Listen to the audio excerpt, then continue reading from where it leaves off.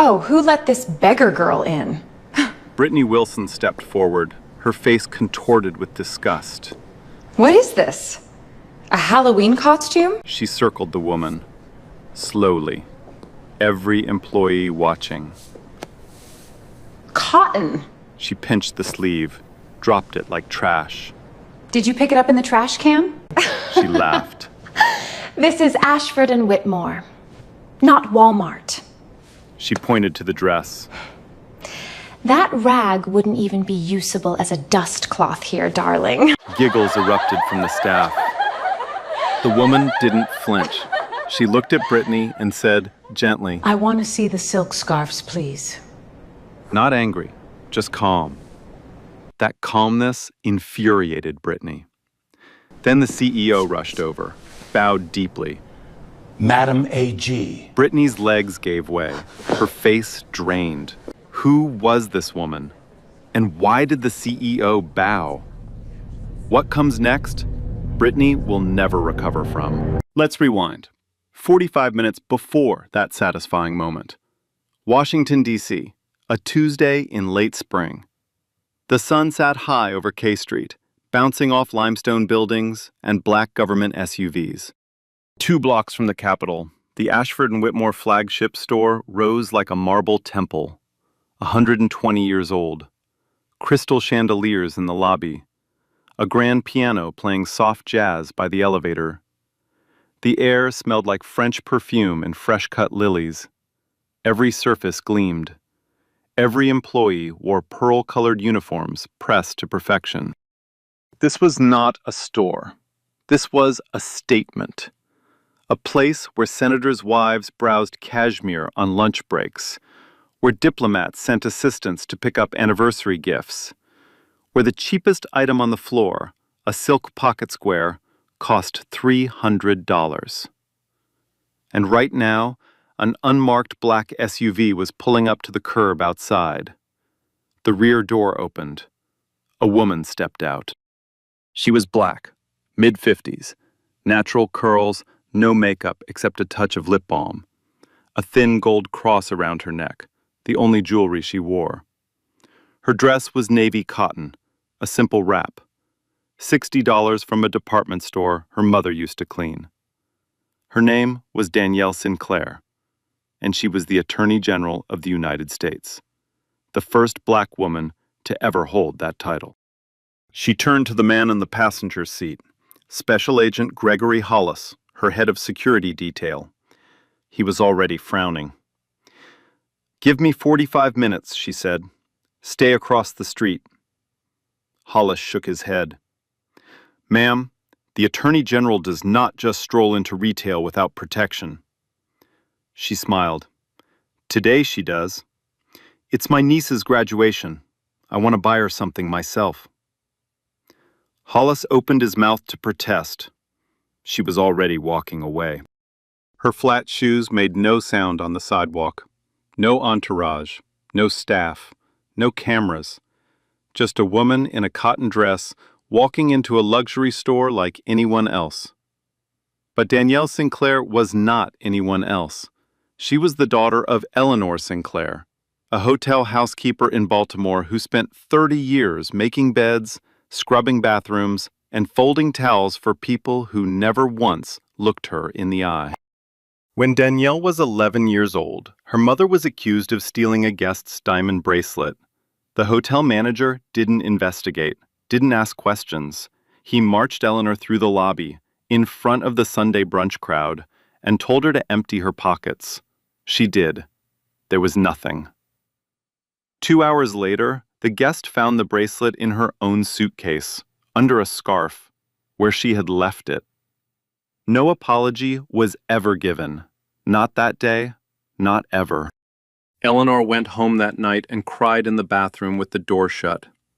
Danielle sat on the hallway floor, back against the wall, listening to every sob through the thin wood. She was 11. She made a promise to herself that night. She didn't know what it looked like yet, but she knew, sitting on that cold floor, that she would spend her life making sure what happened to her mother would have consequences for the people who did it. Howard University. Undergraduate, top of her class. Yale Law School. 10 years as a federal prosecutor. 2 terms as a state attorney general. And then, confirmation as the first black woman to serve as Attorney General of the United States. She had not forgotten that bathroom door. Not once. Not for a single day. And now she had a new mission. The Equal Dignity in Commerce Initiative, a federal crackdown on racial profiling in retail. Her office had received hundreds of complaints from black and brown customers who had been followed, refused service, humiliated, or falsely accused in luxury stores across the country. One name kept coming up, again and again: Ashford and Whitmore.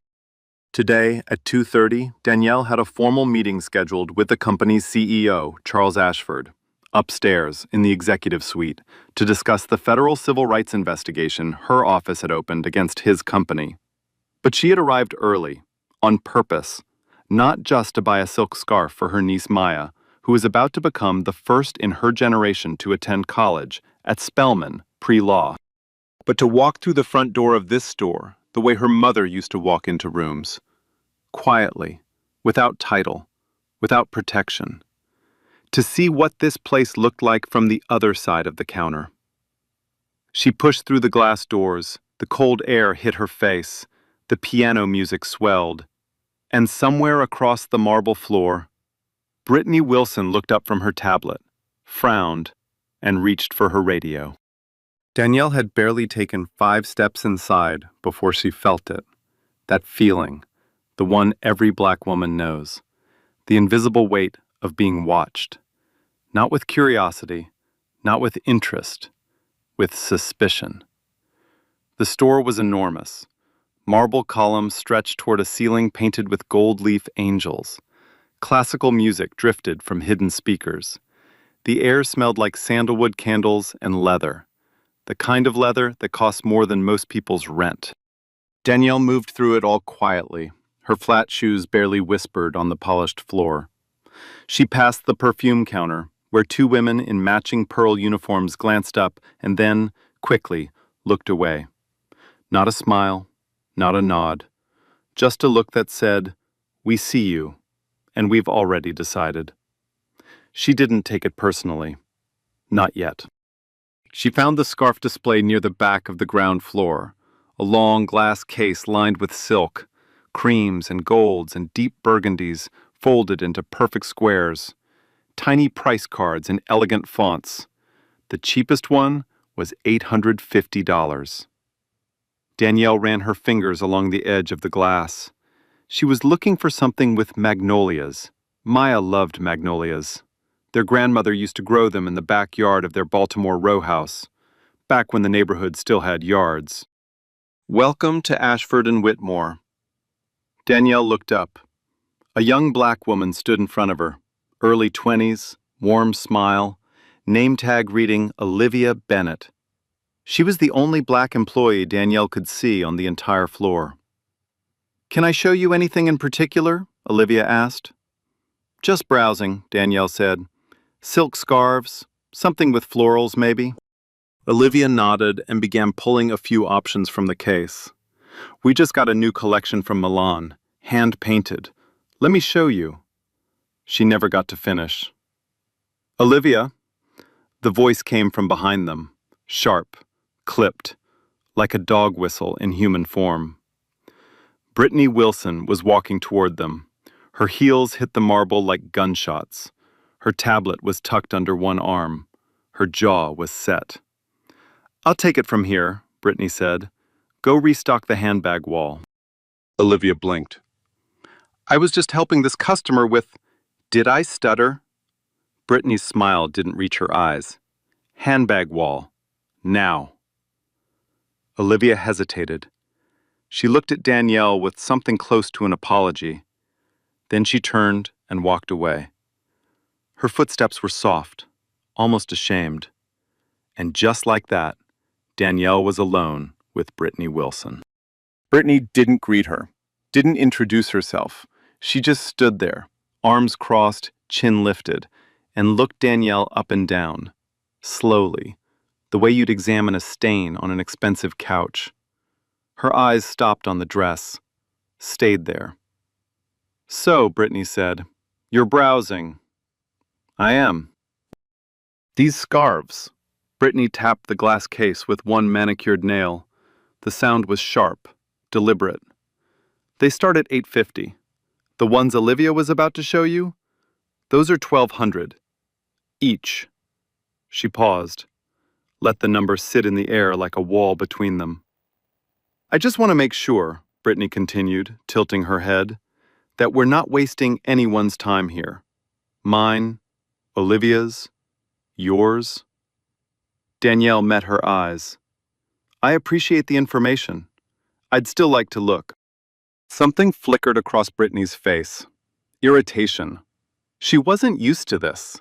Women like Danielle, the ones she had already decided didn't belong, they usually left by now. They'd mumble something, put down the item, and walk out with their eyes on the floor. That was the script. Danielle wasn't following the script.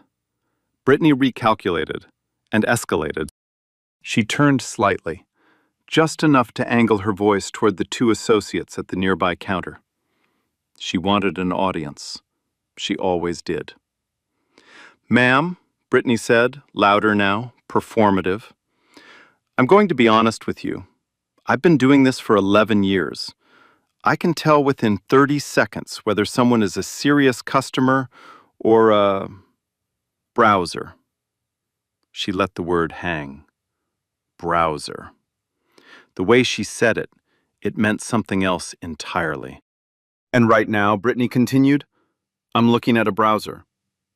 She uncrossed her arms and gestured at Danielle's dress, openly, theatrically, like a game show host revealing a losing prize.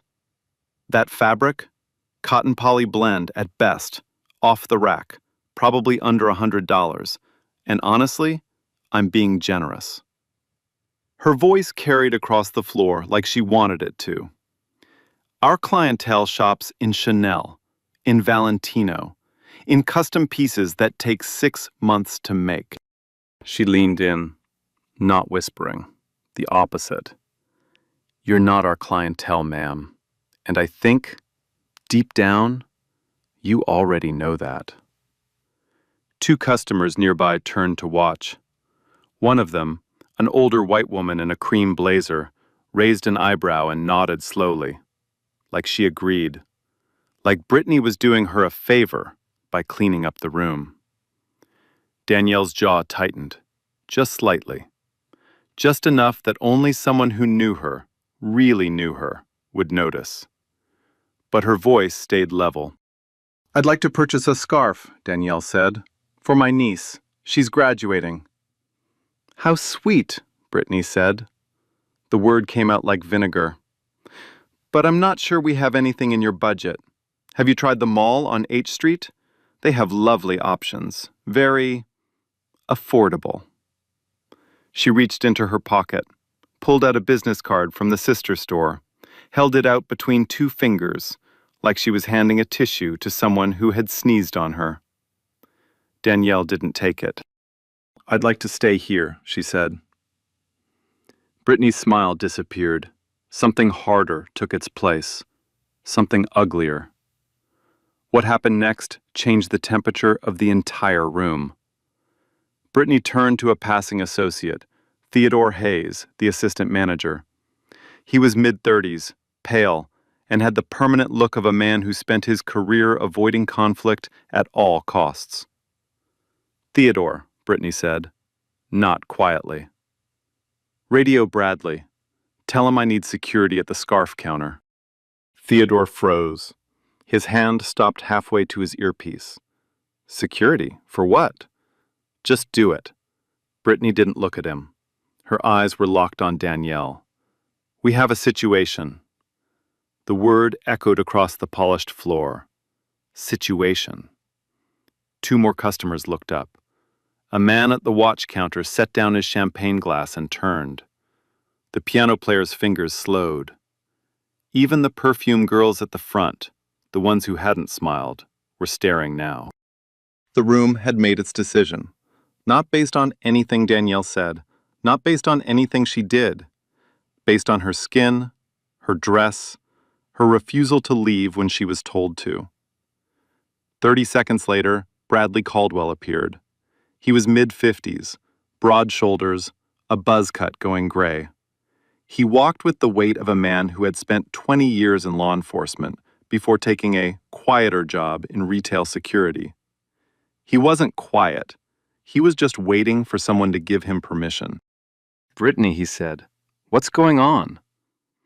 Brittany pointed one finger at Danielle, casually, the way you'd point at a face on a security monitor. "This woman has been lingering at high-value merchandise for over 10 minutes. She has not made a purchase. She does not appear to be a customer." She paused, smiled at Danielle, that same vinegar smile. "I'd like her escorted out, through the side exit." The side exit. Danielle knew exactly what that meant. Every store like this had one.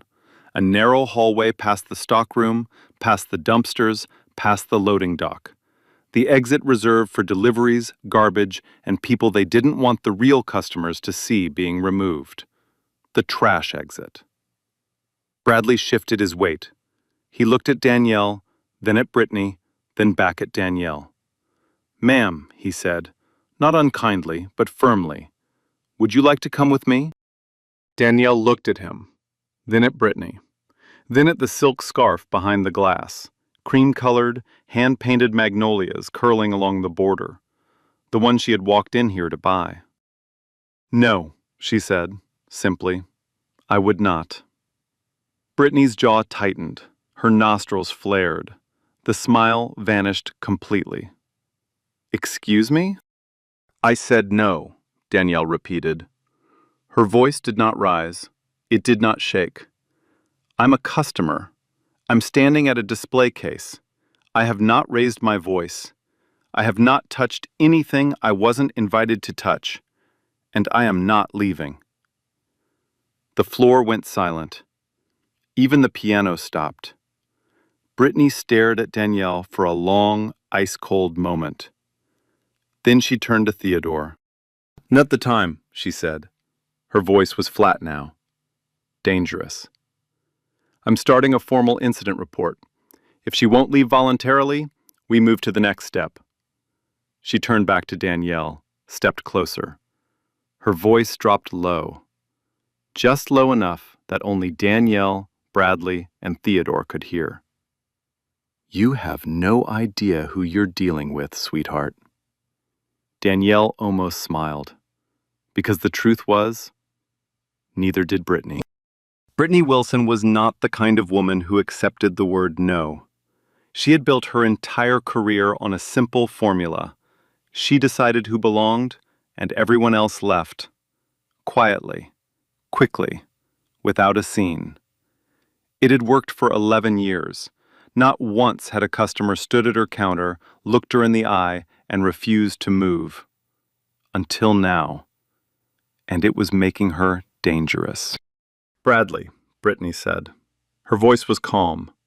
Too calm. The kind of calm that comes right before something breaks. "I need you to check her bag." Bradley looked at the leather tote hanging from Danielle's shoulder. Simple. Worn at the corners. No brand label. He looked at Brittany. Then at the floor. "Brittany, we can't just..." She was lingering near the jewelry case on her way in. I saw it on the monitor. Brittany tapped her tablet twice, like she was pulling up footage. She wasn't. "I have floor authority. Check the bag." It was a lie. Danielle had never gone near the jewelry case. She had walked straight from the entrance to the scarves, in a straight line, on camera. But Brittany said it with such confidence, such practiced, polished authority, that nobody in earshot questioned it. Bradley turned to Danielle. His voice dropped, almost apologetic. "Ma'am, would you mind if I just took a quick look inside?"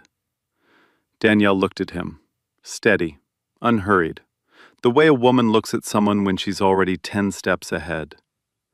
Yes, she said, I would mind. You have no probable cause.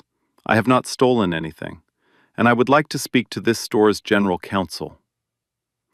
The words landed like stones dropped on glass. Bradley took half a step back. He felt it, the weight of what she'd just said. Probable cause. General counsel. Those weren't the words of a woman who didn't know her rights. Those were the words of someone who had spent her life enforcing them. But Brittany didn't hear it. She didn't want to. She laughed. Not a real laugh, a performance. She turned to the staff nearby, 3 associates, all watching now, and shook her head slowly, theatrically, the way a teacher shakes her head at a child who gave the wrong answer on purpose. General counsel, Brittany repeated. Oh, honey, you don't get to demand a lawyer in my store. She uncrossed her arms and took a step forward. This isn't a courtroom. This isn't a police station. Another step. Close enough now that Danielle could smell her perfume, sharp, floral, suffocating. This is my floor, and on my floor, I decide who stays and who goes. She let that sit, let it echo off the marble. Then she leaned in even closer and spoke slowly, word by word, deliberately, like she was talking to someone who didn't understand English. You need to leave now. Danielle didn't move, didn't blink, didn't shift her weight. Or what? She said. Something flashed in Brittany's eyes. Not anger, delight. She had been waiting for this, a reason to go further. Or I call the police, Brittany said. She held up her phone, waggled it.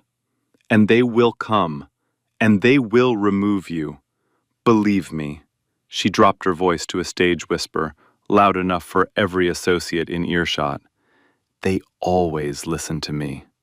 I know them all by name. She turned to her staff, spread her hands wide. The martyr, the protector of civilization. It's unbelievable, isn't it? You try to help these people. You offer them another store. You treat them with patience, with kindness. And this, she gestured at Danielle like she was pointing at a mess on the floor. This is the gratitude you get. These people. The phrase settled over the room like smoke. And what happened next made Danielle's stomach turn. 2 customers, a couple in matching Burberry coats standing near the watch counter, actually nodded. The man lifted his champagne glass slightly, like a toast.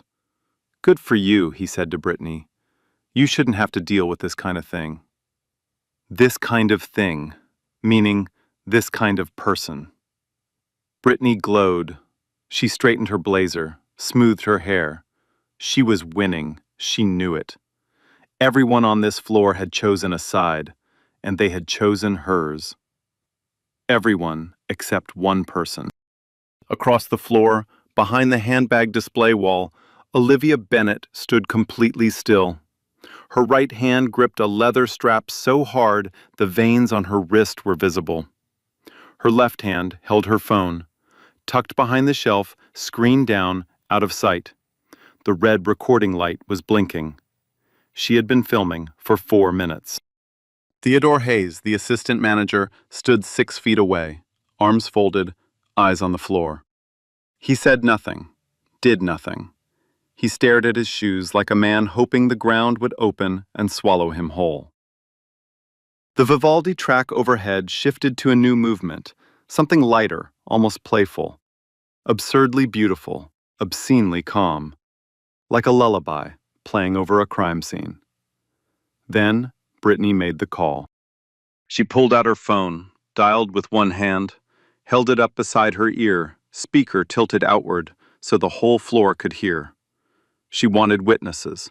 She wanted everyone to know she was the one who handled it.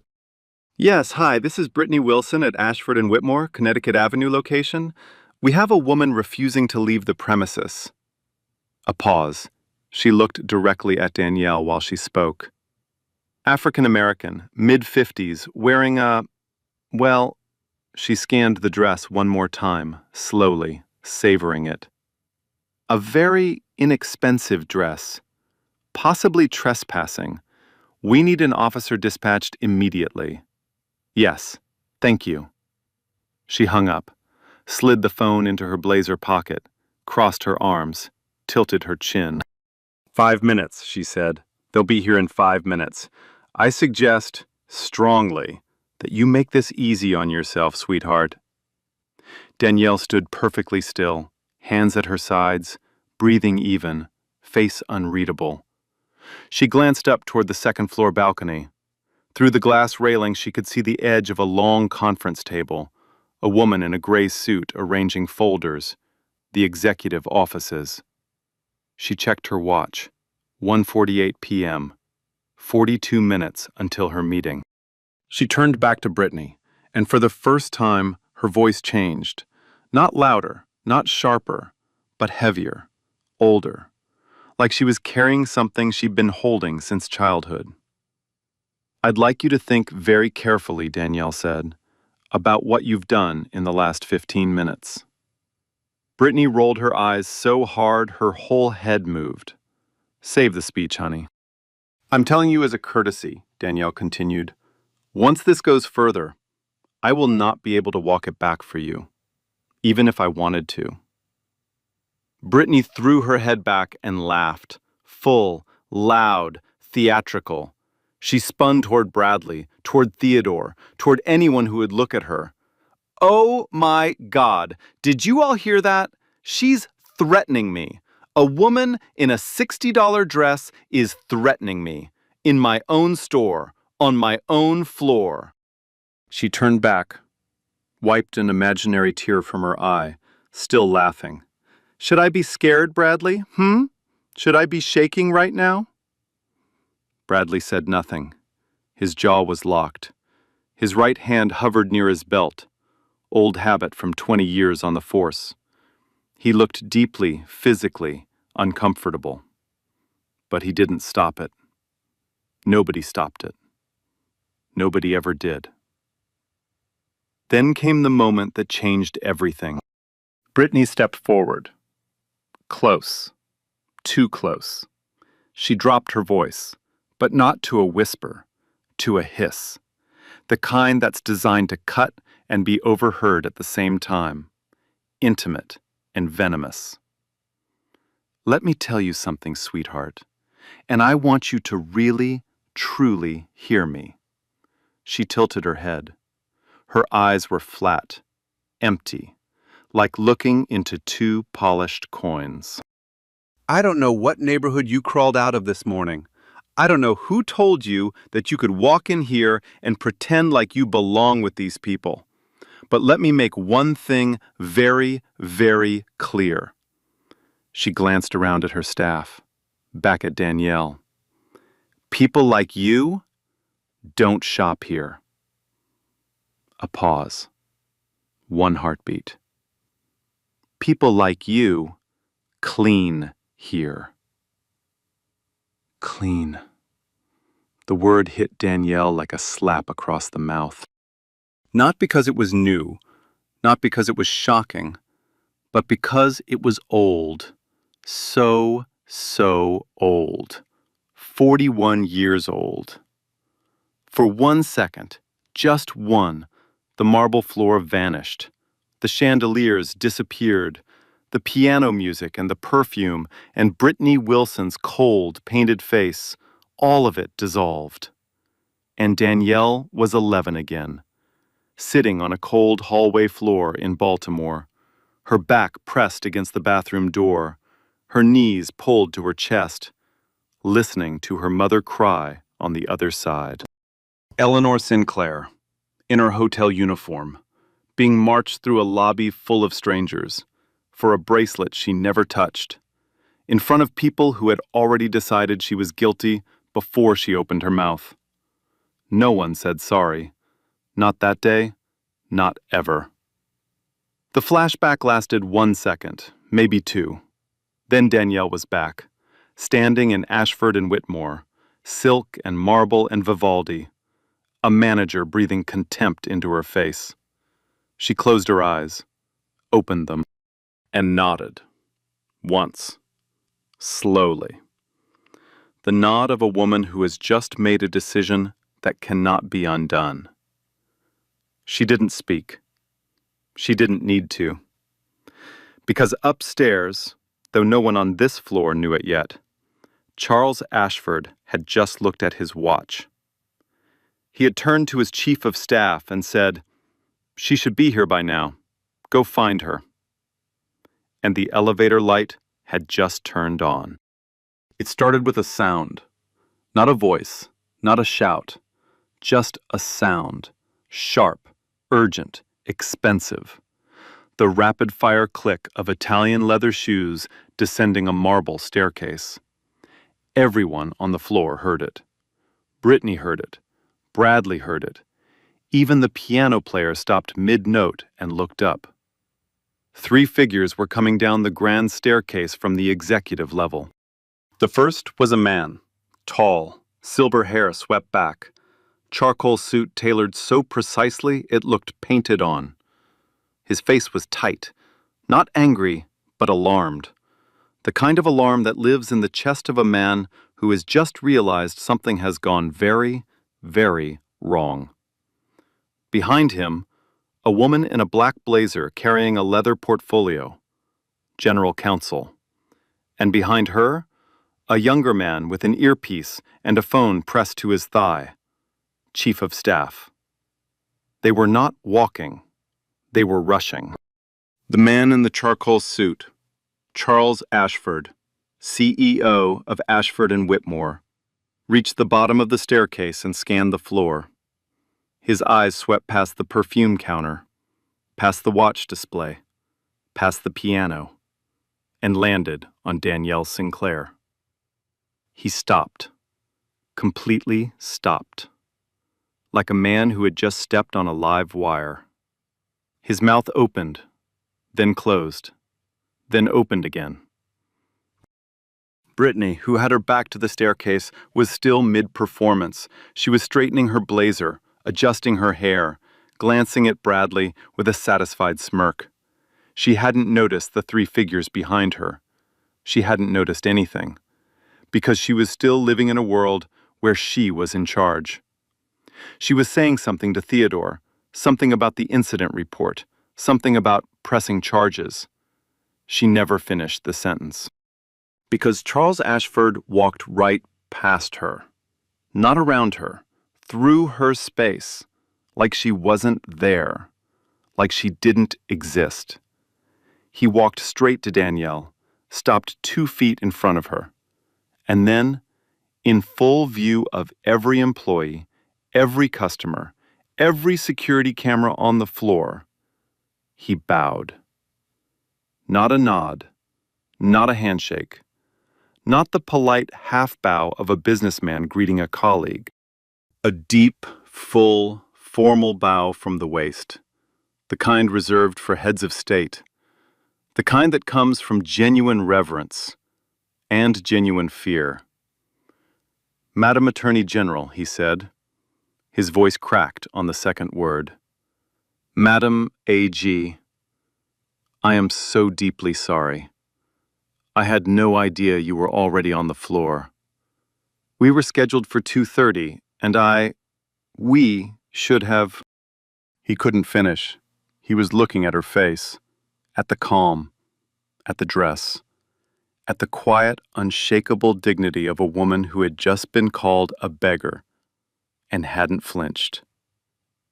And then, slowly, horribly, he began to notice the rest.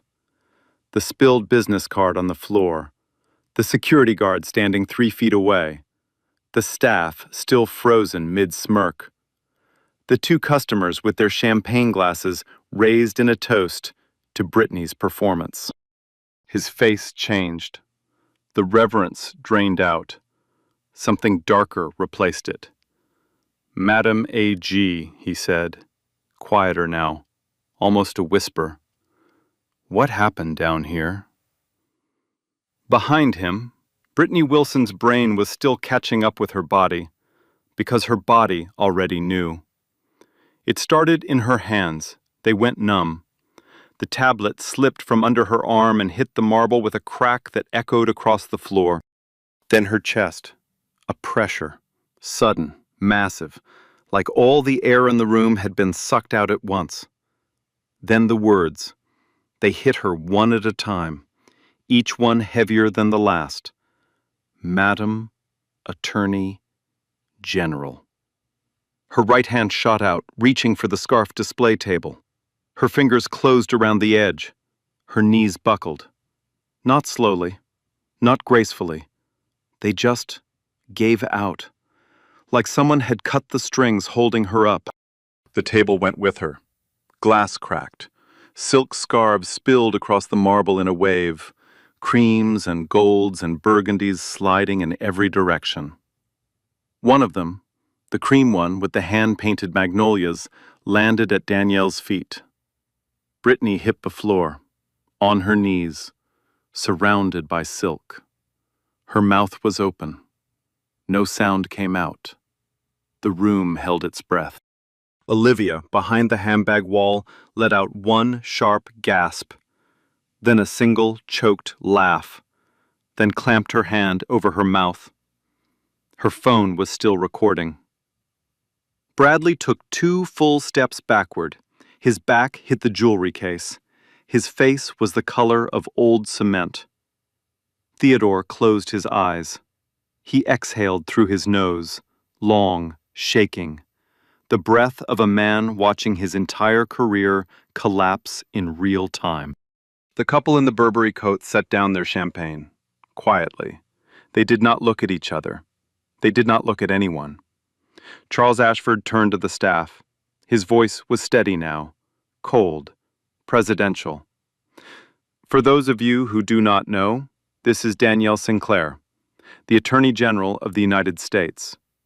She is here today because this company is the subject of a federal civil rights investigation. He paused, let every word land.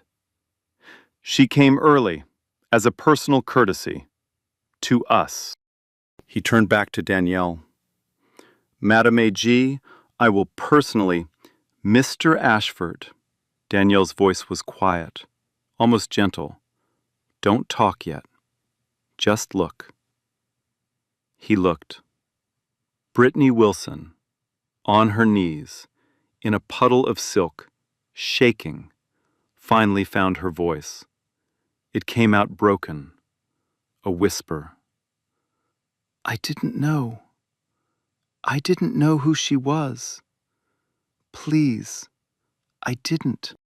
Danielle looked down at her, not with anger, not with triumph, with something much older, much heavier, a sorrow that had been building for 41 years. That, Danielle said, is the entire problem. You didn't know who I was, so you decided who I was. The silence lasted 5 seconds. It felt like 5 years. Then Brittany started talking, fast, desperate, the words tumbling out like a dam had broken. Madam Attorney General, there must have been a misunderstanding. We have very specific loss prevention protocols. There was a report from another customer. I was just following procedure. There was no report. Danielle's voice cut through the noise like a blade through silk. You and I both know that. There was no report. No suspicious behavior at the jewelry case. No protocol that required you to touch my clothing, call the police, or attempt to search my bag. She paused. Let the silence do the work. What there is your security camera, your associate's cell phone, and a dozen witnesses standing on this floor who watched every minute of it. Brittany's mouth opened. Nothing came out. Her hands were shaking. The silk scarves around her knees trembled with her. Charles Ashford had heard enough. He turned to Brittany. His face had gone past anger into something colder, something final. Ms. Wilson, every employee on the floor could hear him. He wanted them to. Stand up. Hand me your badge. Brittany looked up from the floor. Her mascara was starting to run. Mr. Ashford, sir, please. I've worked here for 11 years. I have a family. So does she. Charles didn't raise his voice. He didn't need to. So did her mother. So did every customer you have humiliated on this floor for 3 years, while this company was too gutless to do anything about it. He extended his hand, palm up. Brittany's fingers fumbled at her blazer. The badge was pinned over her heart, the spot she had always worn it with such pride. She unclipped it. Her hands shook so badly it took 3 tries. She placed it in his palm. Effective immediately, Charles said, your employment is suspended pending full termination. You will be escorted from this building. He turned to Bradley. You touched a customer without consent. You attempted an illegal search based on a fabricated report. Turn in your equipment to HR before you leave today. You're done. Bradley nodded once. He couldn't speak. Theodore was next. Sir, his voice cracked. For the record, I tried to. You stood there, Theodore. You watched. You said nothing. Charles didn't blink. We'll be having a very different conversation tomorrow. Theodore's eyes hit the floor. He didn't speak again. Charles nodded to 2 security officers near the front entrance. Fresh faces. Not Bradley. They walked over, helped Brittany to her feet. She was unsteady. Her heels kept slipping on the scattered silk. They guided her toward the side exit. The side exit. The narrow hallway past the stockroom, past the dumpsters, past the loading dock. The same exit Brittany had tried to push Danielle through 20 minutes ago. The trash exit. As she passed Danielle, Brittany tried one last time. Her voice was barely a whisper. Madam Attorney General, I'm a single mother. Please. Danielle didn't respond. She wasn't looking at Brittany anymore. She was looking across the floor, at Olivia Bennett. Danielle walked over, her flat shoes silent on the marble. She stopped in front of the handbag wall. What's your name? Olivia, ma'am. The girl's eyes were red. Her phone was still in her hand. You recorded it, didn't you? It wasn't a question. Olivia's chin trembled. I'm so sorry. I should have said something. I should have. You did everything you were able to do. Danielle's voice was soft, almost motherly. In a room full of people who chose silence, you chose to be a witness. Will you send me that recording? Yes, ma'am. Danielle put her hand on Olivia's shoulder, just for a moment. Get yourself a good lawyer, Olivia, because Mr. Ashford is about to offer you a very significant promotion, and you'll want to negotiate. For the first time in 20 minutes, someone on that floor smiled. Outside the store, the news vans that had been parked half a block away were no longer parked. They were rolling. The press had been stationed for Danielle's 2:30 meeting, a routine public availability. But there was nothing routine about what they just saw. A woman in a blazer, badge gone, mascara streaked, being escorted out the side door of a federal civil rights target. Cameras already rolling, phones already out. By 6 o'clock, every major network in America would have the footage. By 9 o'clock, the whole country would know her name. The video hit the internet at 6:14 p.m., 11 minutes, time-stamped, audio crystal clear. Filmed from behind a handbag display by a 23-year-old sales associate who had the courage to press record when no one else in the room would even look up. Olivia Bennett's hands had been shaking the entire time. You could see it in the footage, the slight tremor at the edges of the frame. But she never stopped filming, not once. By 6:45, every major network in America had the clip. By 8 o'clock, it was the lead story on every cable news channel. By 9 o'clock, two hashtags were trending #1 nationwide. Hashtag Madam AG and hashtag Ashford Whitmore. The moment that broke the internet wasn't the insult. It wasn't the dress comment. It wasn't even the illegal bag search or the police call. It was one sentence. People like you don't shop here. People like you clean here. 11 words, delivered by a store manager to the Attorney General of the United States, on camera, in front of a dozen witnesses. The clip was played on loop, morning shows, evening news, late-night monologues. Social media turned it into memes, reaction videos, essays.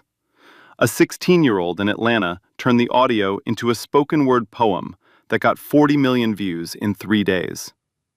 And then, the floodgates opened. Within 48 hours, more than 240 former Ashford and Whitmore customers came forward. Black, Latino, Indigenous, Asian American. Their stories were different in the details, but identical in the pattern. A retired federal judge, a black woman in her 70s, told CNN she had once been asked at the D.C. flagship if she was sure she could afford the handbag she was holding. She had never told anyone, not her husband, not her colleagues. She had carried that moment in silence for 9 years.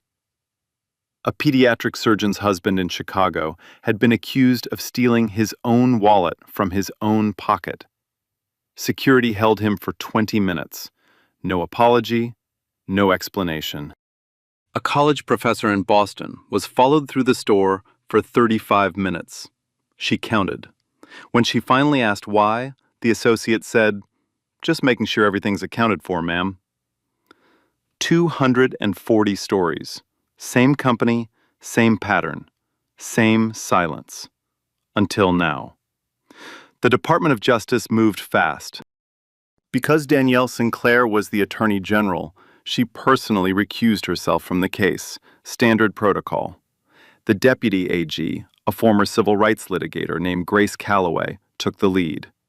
Within 3 months, the DOJ Civil Rights Division filed a formal pattern and practice complaint against Ashford and Whitmore. The investigation uncovered what Danielle had long suspected. Internal training documents, used at all 14 Ashford and Whitmore locations, contained a section titled Loss Prevention Indicators. On paper, it listed behavioral cues, lingering near exits, removing security tags, concealing merchandise. In practice, every single one of the so-called indicators mapped to racial profiling. Non-standard appearance for store demographic, unfamiliar with product pricing, extended browsing without purchase intent. The language was clean. The intent was not. 12 current and former employees confirmed it under oath. They had been trained, explicitly, to watch certain customers more closely than others. The criteria were never written in plain language. They didn't need to be. Everyone understood. The consent decree came down 6 months later. Ashford and Whitmore agreed to the following terms. A settlement of $185 million distributed to verified victims and civil rights organizations across the country. Mandatory bias and anti-discrimination training for all 12,500 employees. Not a one-time seminar, an ongoing, federally monitored program with annual audits. A federal civil rights monitor embedded in the company for 5 years. Full access, no restrictions. A public apology, issued not by the PR department, not by a spokesperson, but by the board of directors, read aloud on live television. Charles Ashford stood beside Danielle Sinclair at the press conference. His hands were steady, but his voice was not. What happened in our flagship store was not an isolated incident, he read. It was a pattern. It was the predictable result of a culture we built, and then chose to ignore. We are sorry. To Madam Attorney General, to every customer we profiled, and to Eleanor Sinclair, whose name we did not know when we failed her daughter, but whose name we will carry for the rest of this company's history. He stepped back from the microphone. He did not take questions. Within 12 months, the board voted to remove Charles Ashford as CEO. He did not fight it. On his way out, he established a personal scholarship in Eleanor Sinclair's name at Howard University, full tuition, renewable, permanent. He told a reporter, off the record, "I deserved to be removed. I built a house and never checked the foundation." As for Brittany Wilson, the Federal Civil Rights Division charged her personally, under color of law statutes, for falsely summoning police based on fabricated claims and racial bias. The responding officer confirmed that Brittany's call contained no verifiable complaint. She had manufactured the emergency. She pleaded down. The sentence was not gentle. 18 months of supervised probation, 500 hours of mandatory community service, assigned to a domestic violence and homeless shelter in Southeast D.C. The irony was intentional and unforgiving. A permanent ban from employment in the retail industry, nationwide. Her name entered into a federal civil rights database, and a separate civil lawsuit filed by Olivia Bennett for 3 years of hostile work environment, racial harassment, and retaliation settled privately for a 6-figure sum. Olivia used part of the money to finish her degree. 6 months later, Congress passed a federal anti-retail discrimination provision. It required luxury and large-format retailers to publish annual demographic data on customer complaints and maintain verified reporting hotlines. The provision had no official name in the legislation, but everyone, the press, the public, the activists, the lawmakers, called it the same thing: the Sinclair Rule. And then there was Maya. Maya Sinclair graduated from high school on a warm Saturday in June. Her aunt sat in the 3rd row. No security detail, no cameras, just family. After the ceremony, Danielle handed her a small box wrapped in cream-colored paper. Inside was the silk scarf. Cream, hand-painted magnolias along the border. Charles Ashford had personally couriered it to Danielle's office the morning after the incident, free of charge, with a handwritten note on company stationery. "For your niece, with my deepest shame and my most sincere apology. C.A." Maya held it up to the light. The magnolias seemed to glow. She wore it across her chest for every photo that afternoon. The image went viral within hours. 1 year later, the Department of Justice press room was full, every seat taken. Cameras lined the back wall 3 rows deep. The air smelled like coffee and fresh paper. Danielle Sinclair stood at the podium. Behind her hung a portrait she had personally commissioned and fought to place there. It showed a woman in a hotel housekeeper's uniform, navy blue, white collar, name tag slightly crooked. She was smiling. Not a big smile, the quiet kind. The kind that belongs to a woman who has spent her life being invisible, but has never once stopped standing. Eleanor Sinclair, taken in 1984. The only photograph Danielle had of her mother, smiling at work. There had been rules about which portraits could hang in the DOJ lobby. Old rules, unwritten rules. Rules about rank and title and legacy. Danielle changed the rules. She did not mention Ashford and Whitmore in her speech. She did not mention Brittany Wilson. She did not mention silk scarves or marble floors or side exits. She didn't need to. The first line of her address was enough. My mother was not a thief. She never was. And neither were any of the women or men or children who have ever been treated like one, because of the color of their skin or the price of their dress. The room was silent. Then, applause. Long, rolling. The kind that starts in the chest. Somewhere across the country, in a bright office with natural light and a whiteboard full of training schedules, Olivia Bennett stood in front of her own team. 14 people. Diverse. Attentive. She was the new regional director of diversity and inclusion at a competing retailer. Hired not because of what happened to her, but because of what she did about it. She was teaching them something simple, something Ashford and Whitmore never taught her. Every customer who walks through that door, she said, is a person first. Before the clothes, before the wallet, before your assumptions. A person. Start there. Somewhere else, in a department store in Northern Virginia, Bradley Caldwell stood behind a new security desk. Different store, different uniform, same broad shoulders. A young floor manager approached him, pointed toward a black teenager browsing the sneaker wall. "Keep an eye on that one, will you?" Bradley looked at the teenager, then at the manager. "No, ma'am," he said, quietly, firmly. "I won't be doing that. I've made that mistake before." The manager blinked, walked away. The teenager kept browsing, unbothered, unaware, free. And somewhere in Southeast D.C., in a fluorescent-lit shelter that smelled like industrial cleaner and instant coffee, Brittany Wilson pushed a mop across a linoleum floor. She wore no blazer, no badge, no heels. She was alone. The hallway was empty. The only sound was the wet drag of the mop and the hum of the overhead lights. She was not redeemed. She was not transformed. She was just smaller. If you've ever been the Danielle in that room, the one who was judged before you spoke, drop an "I see you" in the comments. If you've ever been the Olivia, the one who picked up the phone, the one who told the truth when it was easier to look away, drop an "I see you" too.